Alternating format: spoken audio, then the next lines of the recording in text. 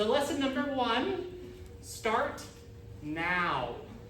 Start right now. You do not need to be good, writes Mary Oliver.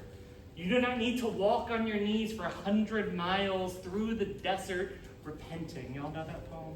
I hope you do. I know this advice has nothing to do with writing, but I do want to repeat that you do not have to actually be good at writing to, as Rilke suggests, change your life. You do not need a degree in English. You do not need an MFA. You do not need to know the definition of the word volta, though it's helpful to know those words. You don't need to know how to write sestinas. You don't need to have published a book or even a single poem or story or essay. You can begin today sharing your poetry and your stories and your essays and your research with your friends and with your community. You can do this in a lot of different ways. You can attend a local open mic. Who here has ever been to an open mic in Columbia, South Carolina? You might share it in a different way. You might go into the bathroom stall and scribble it in Sharpie marker. Totally legitimate way to share your work. If you're writing really long essays, it might take a while, but I'll enjoy it. I need to read. You could share your work on Instagram and Twitter and TikTok. I mean, the internet has created a revolution of publishing where we can publish anything immediately and connect with people around the world. You could stand on the corner down there with a megaphone and be like a street preacher, sharing your poetry. You could just do that. You can submit your work to literary journals, to online magazines, to your student literary journal. You don't have to be good yet. You can invite your friends over to your house and read your work together. If you want to make movies, I assure you that almost all of you have a phone in your pocket that is capable of taking video and picking up sound. You can shoot that movie in your living room and cast all of your friends in a movie. I think you can do all of this now. Too many writers wait until they feel like they've perfected their craft or they have found their voice, which I think is something that is totally overrated. And I think that we are sometimes unaware that education, building craft, building a career, takes a lifetime. I remember I knew a lot of writers in college who were my peers who just didn't want to send their work out. They didn't want to, put their work on the line because I'm not there yet. After I graduate from college, I will write the book. Well, after I finish the Sense Final, I will write the book. After I get the first short story published, then I'll write the book. You can write the book right now. You don't need anyone's permission. It might not be good, but that's okay, because even bad writing can touch someone's heart. So you don't have to wait. And I think, in fact, it's a little selfish to wait. I think that you have the power to talk to people right now, to talk to your friends, to make an impact on someone's life. And if you have this gift of making something and writing about something, why would you keep it to yourself? It's meant to be shared. Writing is a communication technology. And you'll fail early and often, especially if you pursue ambitious projects, which is why you should pursue ambitious projects. And that failure is part of the process. So you try again and keep going. Lesson number 2, keep going. You're really lucky to be in college because you have deadlines that your instructors give you. These are a gift, right? So, if your concern for this week is to write a poem or an essay or read a book, that's a real gift. Because eventually you're going to leave this university and you'll be at work all day. You might have kids to take care of. You gotta go, you're already grocery shopping. So, I'm not going to, talk down to you. Y'all know the pressures of an adult life already. And you'll know how precious time is right now. This is really, really precious time. So you have to just keep writing, keep submitting your work, keep showing up. Again, I've had only a little modicum of like success as a writer. I'm not that much older than most of y'all. I'm about to be 30, 30, flirty and thriving, so very exciting. But what has differentiated me from my peers who were writing at the same time, peers who were infinitely more talented and smarter than I was, is that they just didn't keep writing. And I was stupid enough to not give up, and delusional enough to keep writing and sending out my work and keep showing up. Lesson number 3, keep learning. It can be really easy, a couple years down the line, to become complacent. If you've published a couple of stories, poetry book, or a novel, and you've reached some kind of success, you've won an award, and you get to wave that award around. It's like, wow, I'm a real writer, which is kind of a bullshit thing to say anyways. And you believe that you've made it. But I want to ask you, don't become dull because of temporary success. You have to keep moving, you have to keep learning. Keep investing in your craft, keep building your education. Right now is a great time in a university classroom. I imagine some of y'all might go into a graduate program or an MFA program, which can be an accelerant, like throwing gasoline onto a fire. It can get you further faster, but you don't need that. You can show up to a community workshop. You can go to conferences. You can find a lot of free educational workshops and resources online. There are infinite books at the public library. There is a world of things to learn on the internet, from podcasts and YouTube videos and interviews and literary magazines. Don't stop learning, keep going. You have like this brilliant chance right now to get access to resources here at the college. Exploit the shit out of that. Download those essays off of JSTOR before it's too late. Because one day you won't have access and you're gonna have to be like, oh my gosh, I have to learn all of this on my own. And I think it's important to show up to things like community workshops. Recently, I went to a conference much like this where you go and people do presentations and talks, and there's a workshop, and you can choose to do a fiction workshop or a poetry workshop, and I went to a poetry workshop. This poet I was really excited to see, and she said, today we're going to learn about haiku. And I said, oh my God, haiku, right? Because I teach creative writing to children, and so often when you're teaching children, when you're introducing children to poetic form, you teach them haiku. They know how to count syllables. They can write a little bit about nature. It's fun. I was rolling my eyes and thinking, oh my gosh, again with the haiku. And I think that there is nothing that you already know about writing that you cannot benefit from learning again and again and again and again. And if you think right now you are writing the best possible thing you could possibly write in your life, I couldn't get any better. I have a really simple remedy for you. You have to read. You have to find novels that shock you out of your complacency. You have to read books that remind you that there are new ways to write about which you've never dreamed.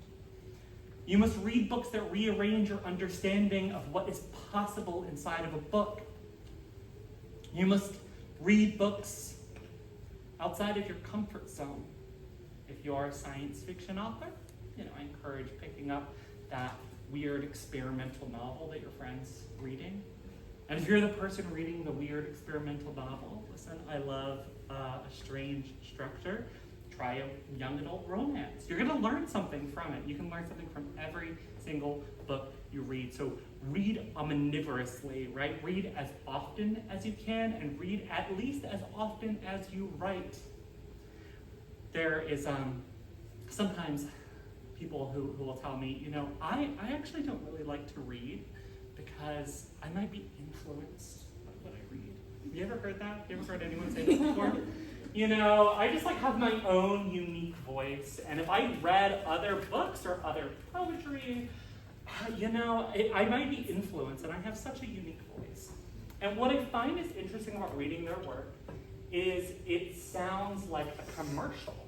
The language in which they traffic is the language they like read while like driving in traffic, right? They're like looking at billboards, or they are only consuming Instagram captions. Instagram captions can be fantastic. But if the only language that you're consuming is like instruction booklets and corporate speak, that's going to affect your own work as well. So you have to read. And for every single hour you spend writing, spend like 3 reading. I know all of y'all know this already. There's nothing you can learn about writing that you cannot benefit from learning again. Lesson number 4, creativity is a muscle. When you have managed to make writing a consistent habit, creating becomes easier. Does anyone in here think like writing is easy? I love it. It's okay. Creativity is a muscle, right? You must exercise that muscle to keep it intact and to strengthen it. You must do the work, the hard work of sitting at a desk, butt in a chair. You must struggle through the indignities of a first draft and the frustrations of a 7th draft. You must start over. You must revise. You must rewrite. You must practice. You must understand that consistency is more important than temporary productivity. Sometimes a successful day means writing anything at all. So be kind to yourself, but keep writing. Remember, producing meaningful work is much more important than producing something right now. But most of all, just don't stop. If you're feeling restless, if you're feeling stuck, it's time to get up. It's time to pick up a book. It's time to maybe stretch. Maybe you're not sleeping enough or eating enough. I think it's important to know that when we think about creativity, like we're using our brains, which is like a real muscle. It requires us to be healthy, it requires us to like eat food and have energy, maybe get outside and do this. Actually, can we all stand up real quick? Let's have a stretch. We're gonna have a group stretch. This is a really essential part of writing. You might be writing for several, days, so we're gonna, just hands in the air. I don't want this to write up too much. Just really get that back muscles.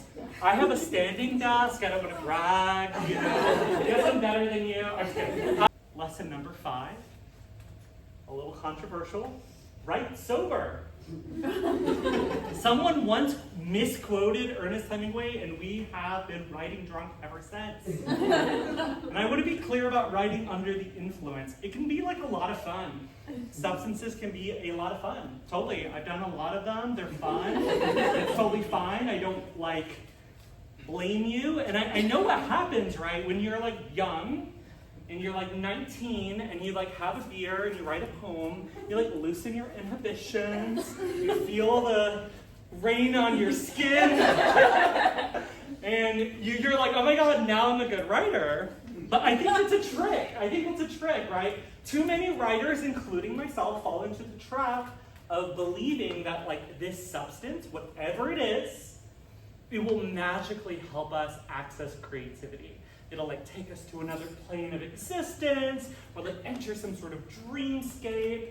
And it's fine to do that every now and again, but it's not going to consistently help you. Trust me. Being an alcoholic writer is not as glamorous as it seems in Jack Kerouac novels. Instead, I think it's important to strive to write sober. Controversial take here, but if you are approaching the page with a clear mind, I think it shows you're taking your craft serious. Writing a book, telling a story, sharing a poem is serious business, and I think we should approach that with seriousness. And that doesn't mean you can't have your fun on your time off, but I will say that if you associate creativity with only being under the influence, you will always want to be under the influence, and then you will be drunk and not writing more consistently than you're writing anything at all. Lesson number 6, avoid cliche like the plague. This one's a little bit craft-based. The cliché is the last refuge of ordinary language, worthy only of car commercials and McDonald's billboards. It is unlikely you will find the liberation in the poetry section at Books A Million. Do not write to appeal to an algorithm. Do not rely on ornamentation to become marketable. Do not seek only your individual success at the cost of your self-regard. The critic Verlin Klinkenberg writes, "A cliché is dead matter. It causes gangrene in the prose around it, and sooner or later it eats your brain. Allow instead your writing to reflect the messy, complex nature of language. Avoid the canonical imperative to provide narrative closure. It is admirable to write clear, concise sentences. But if you're reaching for metaphor, if you must employ simile or symbolism, ensure you're not relying on what has already been said 100 times. Challenge yourself to instead conjure language anew." Lesson number 7. All writing is political. The poet Tiana Clark named her first collection, "I Can't Talk About the Trees Without the Blood," by which she means that it is hard to write about nature, particularly trees, without acknowledging the history of trees as sites of violent lynchings. You may have once been told by instructors or random men on Twitter that what you should write should eschew politics, but all writing is political. We write during a time of rising fascism in the United States of America. We write in a country built on the sins of chattel slavery, a legacy of abuse, violence, and systematic genocide. We write on land stolen from native populations by way of murder, rape, displacement, cultural erasure, and stolen children. What we write, the bodies in which we write, and the places in which we write are inherently political, even if they don't seem to hold a political message. If you live as any kind of marginalized person, you must contend with the fact that what you write, whether you like it or not, will be perceived as political, simply for the fact that you have written it. And publishing in the world of writing has made some immense strides in publishing diverse work, diverse books, diverse stories. But they're publishing what is profitable, and oppression will always be profitable. Highlighting a particular point of view might be temporarily marketable for a global corporation or a publisher. But at the end of the day, we are writing and sharing our work within the confines of that publishing industry. So often when our work is being championed, it is because we are briefly in vogue, but we should not confuse that brief praise for acceptance, especially if what you write challenges the status quo. So you must instead know that your writing is political. You must write on your own terms and not their terms. You might be censored by publishers or politicians, but you must not censor yourself when you sit down at the page. And maybe you're a writer who believes their work is apolitical. This too is a political act in service of the status quo.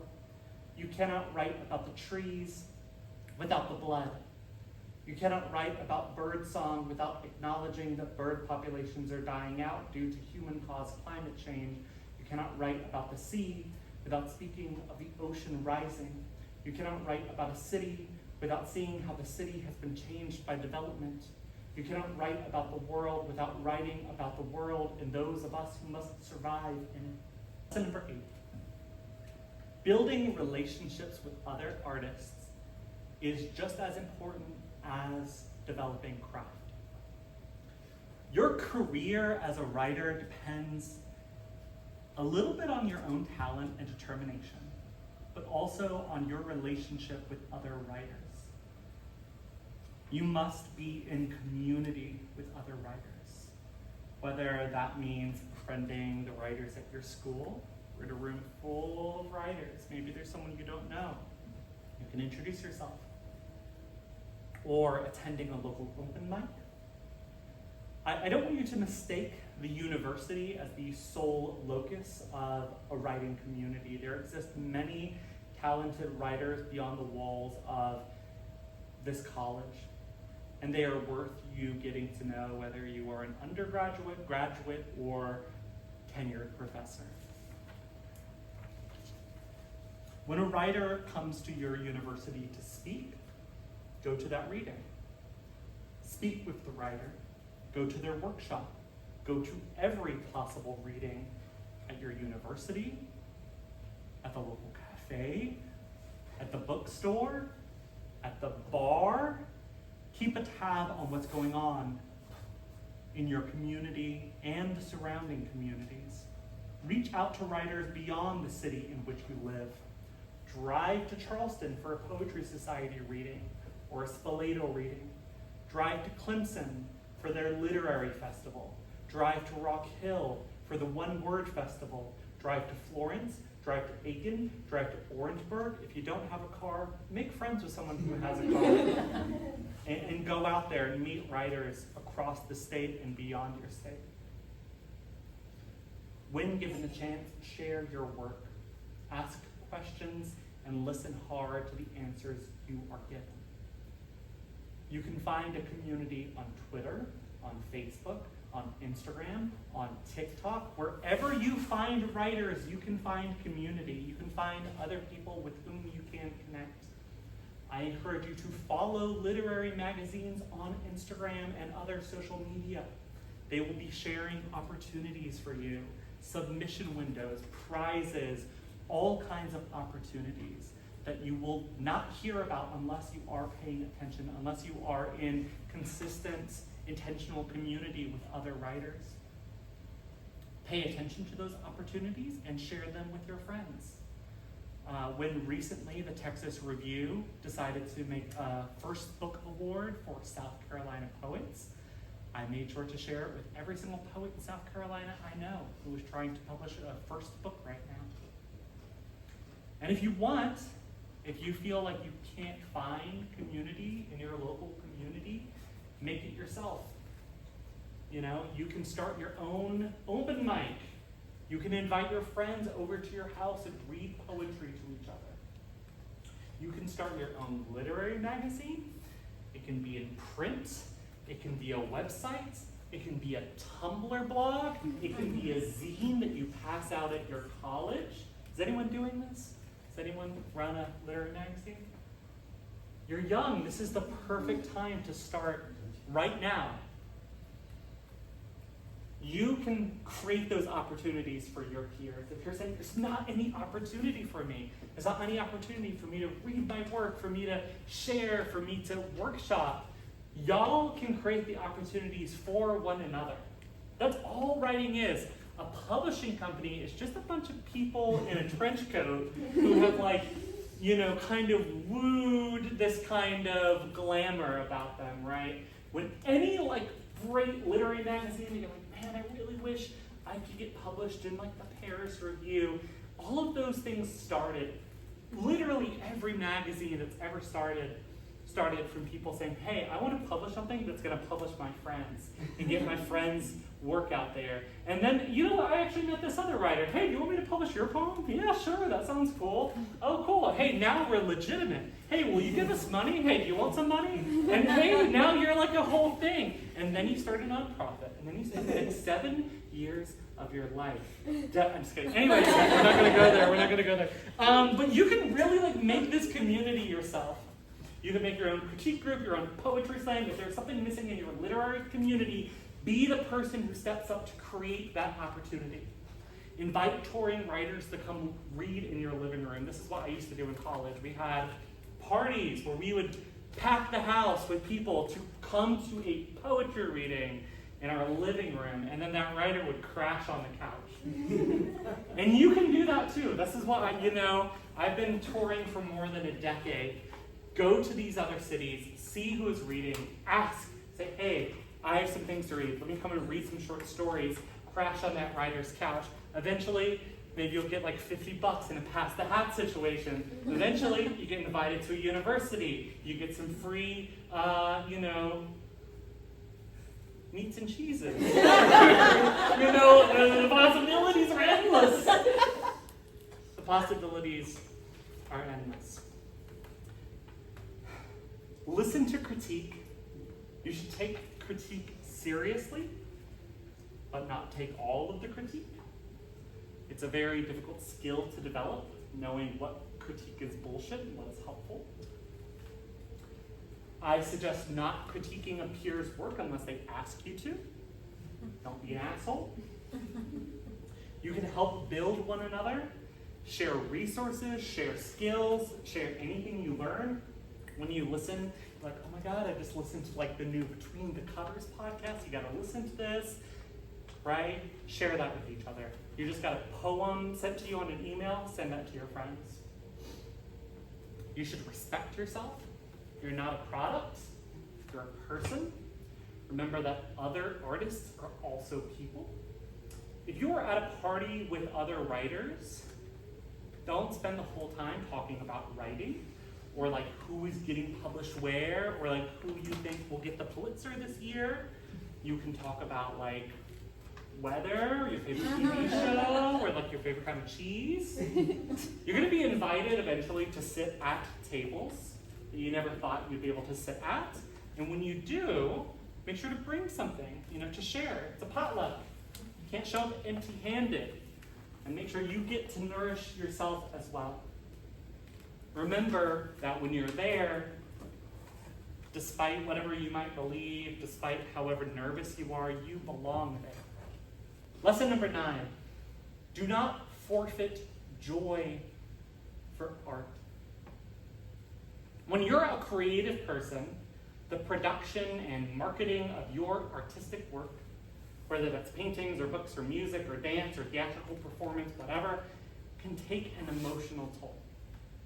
You must suffer if you hope to make art that's worthwhile. That is one of the first lies they tell you. And it's an untruth. You must spend your entire life unlearning. The creative path is not always easy. It's a path of pitfalls and stumbles, setbacks and obstacles, but we do not need to be miserable.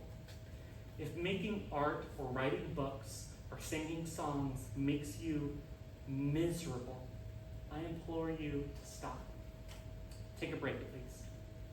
Because misery, pure misery, will kill you, and we cannot hope to make art at all if we are not here. We cannot write books if we cannot imagine ourselves into a future. It is hard to make anything when we no longer wish to be alive. And I don't mean to tell you to stop making art, or to stop writing, or to stop singing. Art is an essential part of living. What can sometimes make living seem worthwhile. But art is no substitute for life. I want you to keep making art. I want you to write books that I could read one day, and I want you to keep on living. Lesson number 10. Writing is an endeavor not only of craft, but also of the heart. What is the point of any of this if we are not, through literature, keeping one another alive? If we are not reminding each other again and again, you are not alone. You are not the first to feel this way, and you will not be the last. Literature is what connects us, like a cup-string telephone from one heart to another. It's kind of cringe to say out loud, but the basis of beautiful literature is love. We must write even when we're enraged, from a place of love in hopes to connect with others. Do not fall for the trap of irony or cynicism, hardening yourself by hiding behind dense literary theory or obscuring your language to the point that no one can take a stab at your self. You must risk sentimentality. You must risk vulnerability. You must risk clarity. You must tell us in a story or poem or play a piece of survival information that we might pass on. How do we live in this world? How do we perform this human dance? How do we make meaning of the brief moments between birth